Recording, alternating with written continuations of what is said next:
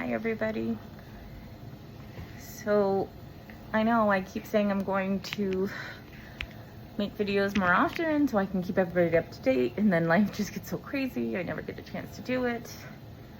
And it always seems to be in these situations that I just need to do it. So I was going to be making a fantastic post. Well, I don't know about fantastic post, but a post about a fantastic thing, which was that our little man William finally got to go to his very first summer camp this week. He started up on Monday at the Niagara Children's Center camp. We made special concessions so that I was able to go with him, and it was absolutely amazing to see him holding hands with his friends, both on the floor and when they're sitting in the chairs beside each other, having friends come over and look at him and then him look at them back, and just getting to know each other, just watching him do crafts. I will get those posts, those photos ready to show. It has been unbelievable and just really reinforced in me that our kids really need to have the opportunities to go to camp in that very long summer break, so that they can continue to have the socialization and the learning that happens in these group settings when they're not in school, because socialization is where they can learn such incredible things.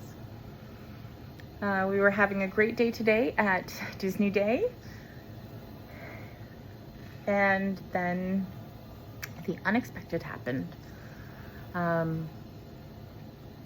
William was laying across my lap with his face down, which we do all the time because he sometimes has trouble having bowel movements.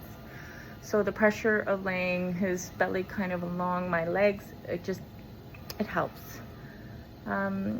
He had done two kind of spasm-like movements that I thought was him just bearing down to go to the bathroom.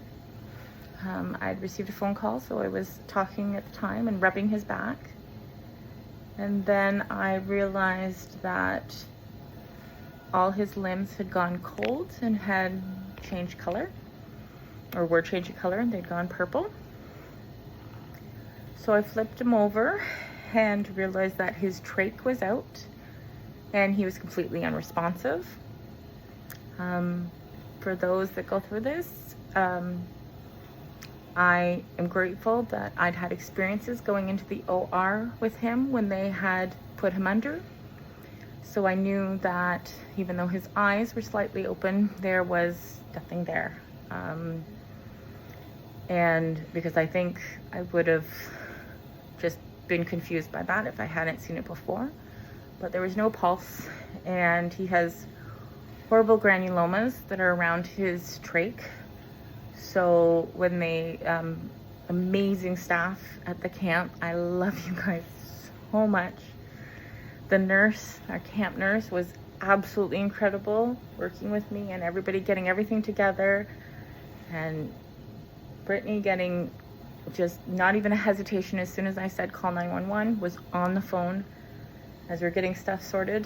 And by sorted, I mean that I had to kind of push the his stoma had closed up and pulled in the granulomas, and it had kind of completely occluded, and it was very difficult to get through. So I really pretty much had to kind of punch through the granulomas that were there to get into the airway.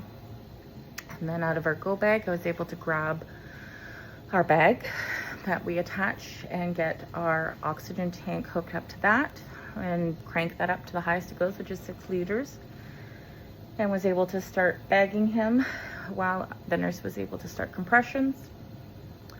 The call went out to the building, and so the staff from the center were able to come bring the defibrillator. I was able to take over the compressions as bagging while the nurse got the defibrillator patches on.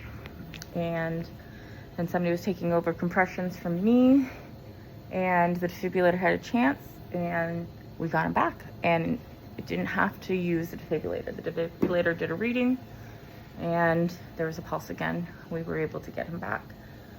So it didn't need to shock him, which was phenomenal. The paramedics and police that showed were incredible. We were able to get him onto the stretcher, got me with him, got us in the ambulance very quickly to St. Catharines. On the way, he started to have some weird motions in his belly, just and his body, that made us suspicious that there was some possible seizure activity happening. Still not responsive like face-wise, but he had a steady heart rate. His blood pressure was not so great, but his oxygen was doing really well. When we got to St. Catharines, they were ready for us right away, and we were able to get him into a bed, and then we realized that he was developing seizure like patterns, and they continued. We were able to get him some lorazepam, and then the seizures again started to get a little bit worse when the orange team showed. They decided to do land, not air, because he was stable enough.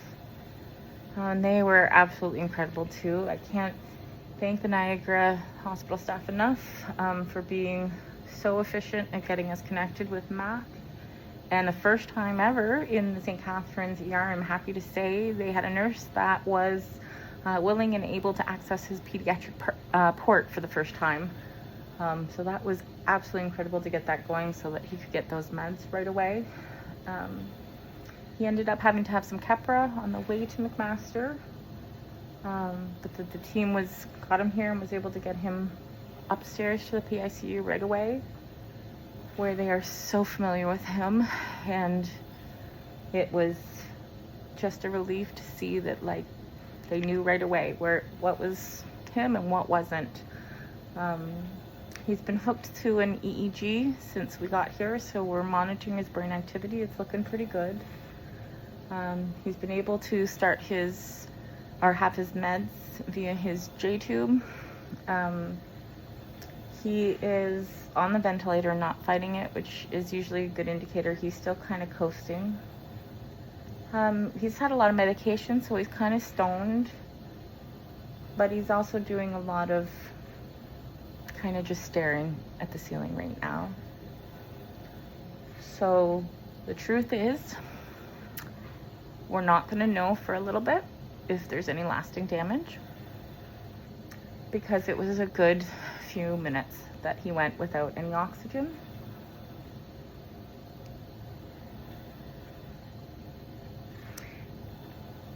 Makes me realize how grateful we are for every single day. We know a few of our friends who have not made it through the summer already. Sweet Evan Mac, just yesterday was his funeral. We were thinking of his family, and my heart's going out to all the staff at the Niagara Children's Center, the camp, and the center, because I know it was very traumatic today. The paramedics, the police that gave me hugs and were so supportive, that were able to get Dad and the gear that was needed to the hospital safely for us, to our neighbors that stepped forward to help out. My bestie Leanne, I'm so sorry this happened on your birthday. Thank goodness Peyton had me come over this morning to help decorate, because everything this evening had went out of the windows. This boy is one heck of a fighter. So I promise, as he sits here holding my hand tightly, that I will continue to let you guys know what's going on as much as I can. And I'm hoping that this is it for 2025, that the rest of the year is just going to go a little smoother. And that my clothes will get here soon so that I can get out of my Disney gear. But really, I rode through the first ambulance with my Mickey ears and didn't realize until part of our stay in the ER that emergency department at St. Catharines, that I still had my mini ears on. So we have to find our laughters while we go through it. But we will also take every prayer you have tonight. And just thank you to everyone. I know the news has been trickling out. And so hopefully this video will confirm what everybody has been hearing. And know that he is stable and we're okay. I could use a good stiff drink, but I think we will be fine. We're just gonna live and love every day that we can. So thank you to everybody that stepped up today to help us save our boy, and to all that are helping him now. I can't thank you all enough. We love you guys.